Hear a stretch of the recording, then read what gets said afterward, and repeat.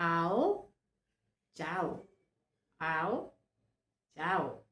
എന്താ അമ്മേ ഈ ആവോ ജാവോ ഇങ്ങനെ പറഞ്ഞുകൊണ്ടിരിക്കുന്നത്? ഓ, കഴിഞ്ഞ പ്രാവശ്യം ഞാൻ പഠിപ്പിച്ചല്ലേ, അത് ഓർത്തുകൊണ്ടിരിക്കുകയാണോ? പഠിച്ചില്ലേ? ഇനി എന്തെങ്കിലും സംശയം ഉണ്ടോ ഇന്ന് അമ്മയ്ക്ക്? ഞാൻ ഇപ്പം ആവോ ജാവോ ഒക്കെ പഠിച്ചു.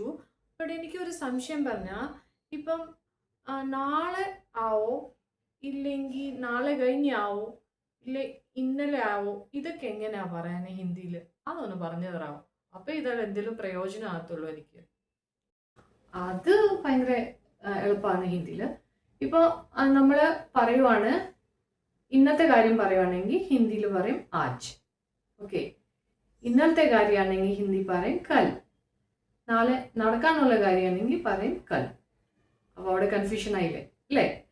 എങ്ങനെയാണ് ഇന്നലെയും കല്ലാണ്, ഇനി വരാനുള്ളയും കല്ലാണ്. അവിടെയാണ് നമ്മൾ ഒരു നമ്മുടെ യൂസ് ചെയ്യുന്ന സെന്റൻസ് വെച്ച് മനസ്സിലാക്കുന്നത് അത് ഇന്നലത്തെ കല്ലാണോ ഇനി വരാനുള്ള കല്ലാണോ. ഇപ്പം ഫോർ എക്സാമ്പിൾ, ഇന്നലെ ഞാൻ അവിടെ പോയായിരുന്നു, നാളെ ഞാൻ അവിടെ പോകുന്നു.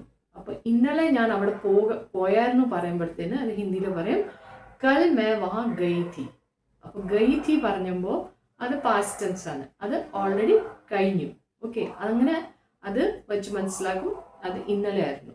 ഇനി നാളെ ഞാൻ അവിടെ പോകുന്നു, അപ്പോൾ കൽ മേ വഹാ ജാऊंगी, നാളെ ഞാൻ അവിടെ പോകും. ഓക്കെ, അപ്പൊ ഇനി നടക്കാനുള്ള കാര്യമാണ്, ഫ്യൂച്ചർ. ഓക്കെ, അങ്ങനെ നമുക്ക് അതിൻ്റെ വ്യത്യാസം മനസ്സിലാവും. സോ കൽ, ആജ്, കൽ. ക്ലിയർ ആയോ? കൽ, ആജ്, കൽ. ആ ആ ആ, അപ്പം പിടികിട്ടി. Thank you.